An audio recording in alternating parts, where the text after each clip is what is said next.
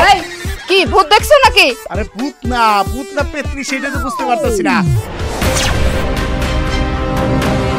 আমি একটু পেরেশানিতে আছি, মহা পেরেশানিতে আছি।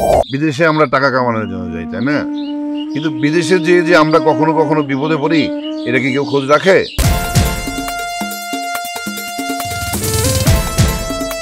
কিন্তু জানোই আমার নায়িকা হওয়ার অনেক শখ ছিল।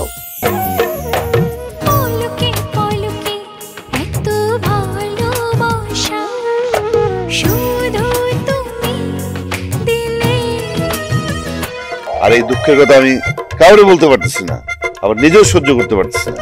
মাশাআল্লাহ, তোর চেহারা কিন্তু আছে নায়কের মতো চেহারা। আব্বা যদিও তোরা কইছে ভাই ডাকতে, কিন্তু আমি কিন্তু মানি না। আমার মন থেকে তোরা আমি মানি নিতে পারি না। কথাটা বুঝতে পারছস? আমি চিন্তা করছি তোর নিয়ে একটা সিনেমা বানাবো। আচ্ছা তোমার ভাই কি ছোট বাচ্চা? আমার এবার যে মন মেজাজ ঠিক নেই, পরে কথা বলবো। কে কোথায় আছো তোমরা? সবাই আসো, আমার বড় ভাই আন্না ভাইয়া।